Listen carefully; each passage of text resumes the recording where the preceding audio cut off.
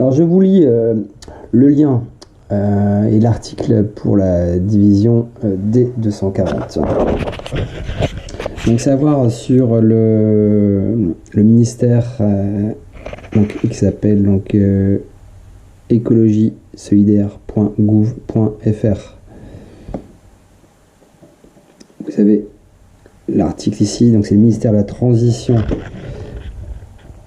écologique et solidaire. Donc direction des affaires maritimes.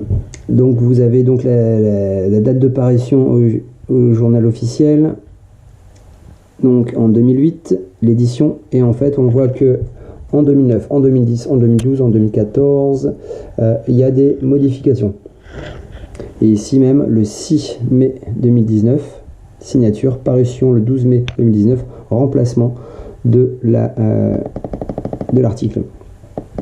En fait, tout simplement, l'article, il a changé. Donc ici, on va voir tout ce qui traîne sur l'eau. On va voir aussi qu'est-ce qui est comme embarcation. Les surfs. Et vous, ce qui vous intéresse, c'est la D240, article 2.11. Donc on va aller le chercher.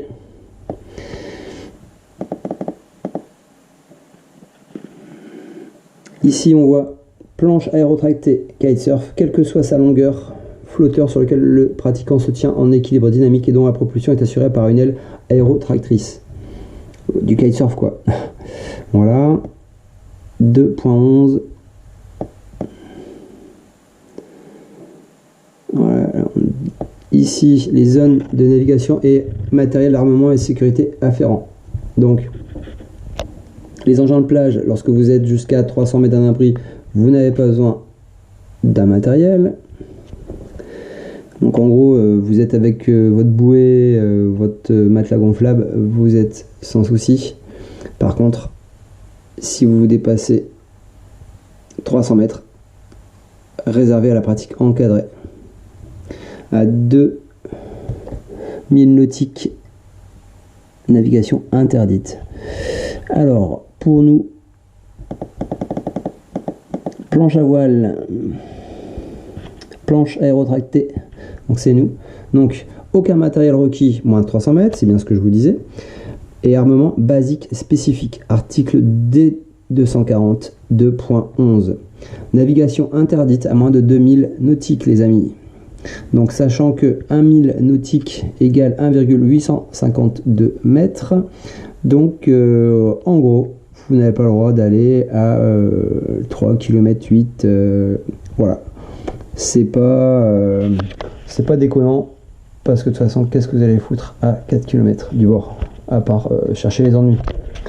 Donc voilà, on rappelle aussi que le kitesurf est une activité diurne, donc 2 jours. Donc, article 2.11, on va le chercher. Donc là, on voit tous les équipements. Hein. On voit que sur un bateau, il faut un extincteur. On n'a pas encore l'obligation de ça. Moi, je serais pas trop pour non plus les fusées et compagnie, parce que c'est bien, vous tirez votre fusée une fois, il n'y a personne qui la voit, bah c'est bien. Il n'y a personne qui passe à ce moment-là.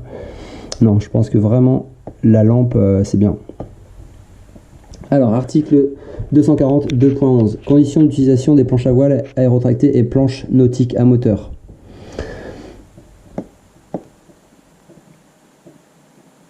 Donc, navigation diurne. La navigation est limitée à une distance n'excédant pas 2000.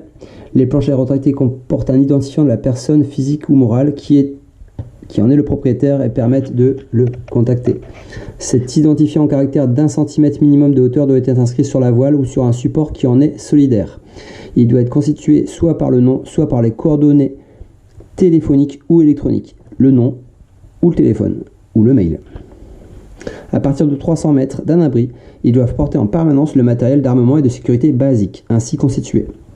Donc une aide à la flottabilité d'une capacité minimale de 50 Newton. C'est ce qu'on utilise nous en école, le kite. Ou une combinaison humide en néoprène. Une combinaison humide c'est ce qu'on a l'habitude de voir sur les spots.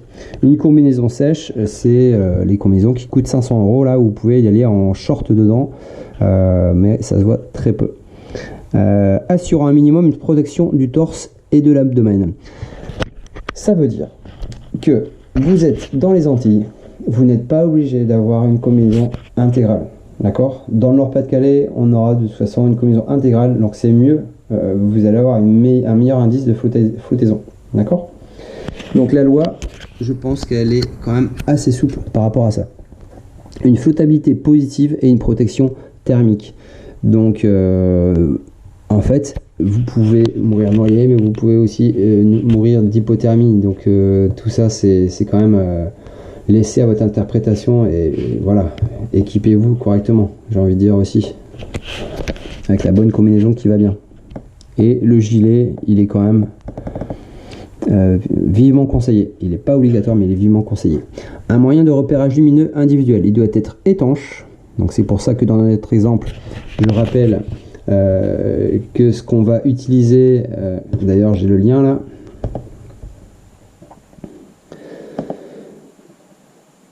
accéder au lien, c'est bien une lampe étanche qui se sert, dont on se sert pour la plongée. Voilà, c'est ce genre d'article là, d'accord, que je vais commander.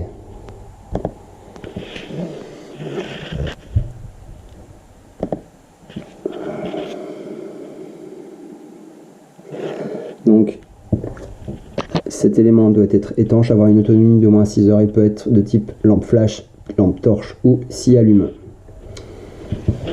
Voilà pour l'article de loi qui vous permettra d'être en sécurité cette année.